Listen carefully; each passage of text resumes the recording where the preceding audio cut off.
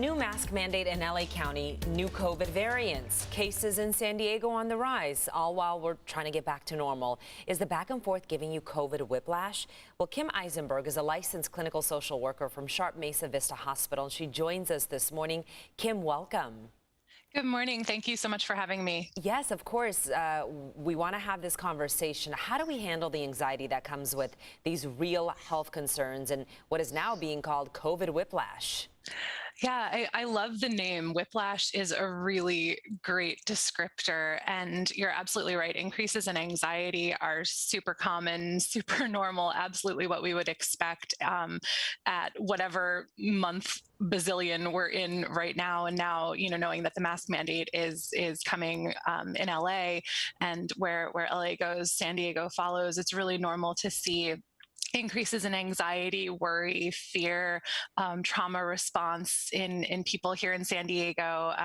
Like you said, while we're still trying to get back to normal, that's a lot for any single human or family or group of people to try to simultaneously hold that all in our heads and modify our behaviors and know how to navigate the world. So yeah, incredibly anxiety provoking. Okay, so let me ask you this, COVID whiplash, what are you seeing and hearing from people? What are the exact things that people are saying? Because it's a lot to take in as we're trying to get back to normal, because we see like, oh, events are happening, this is happening, Right. and then we're also seeing like a little bit of the pullback. So what are people saying?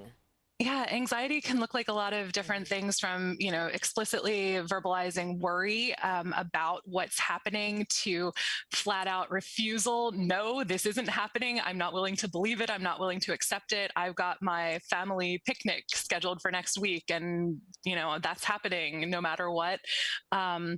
To some of the bargaining, things that are in some ways rational, in some ways irrational. So yeah, any kind of verbal response across the board is what we're seeing right now. And interestingly, a lot of what we're seeing too are more physical or somatic symptoms that are expressions of anxiety. So increases in things like stomach upset and GI distress and issues, people getting more run down with run-of-the-mill colds, other types of stomach flus, increases in headaches and other types of chronic pain. So oftentimes when we don't have the words to express and get out what's wearing us down in terms of anxiety, will manifest it physically. So we're seeing a lot of that. I had a real conversation with my dad yesterday. He's a small business owner. He struggled. Now his business is booming, but he has a shortage of employees. So there's Yeah. different concerns. And he's like, I don't know if I can handle this. And like a real breakdown. And I told him, I said, look, you're not alone. So a lot of people are dealing with this. What are some tools and tips you can offer?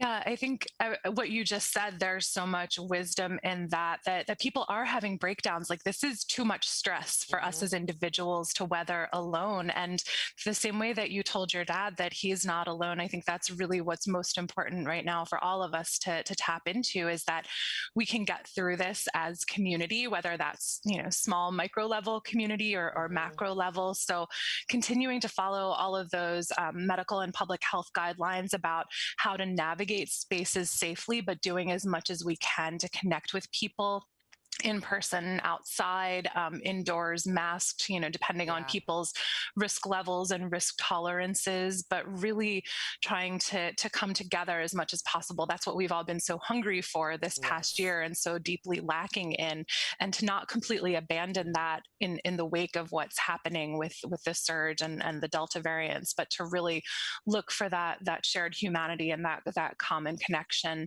I think that's going to be the biggest piece. And then other tips for managing anxiety would be a lot of the things that we would recommend under any circumstances, in terms of taking really good self-care physically, Yeah. getting enough sleep, staying hydrated, staying away from alcohol and other substances that are going to mess with our physiology and our resilience.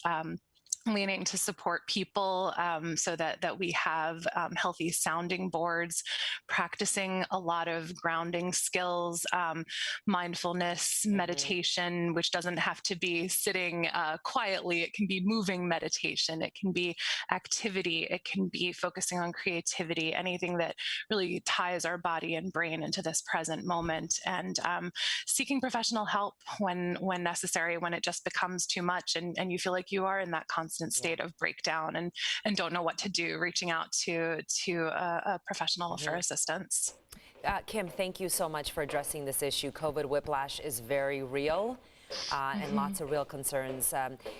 Kim, thank you. Thank you for joining Thank you so us. much for Yeah. having me.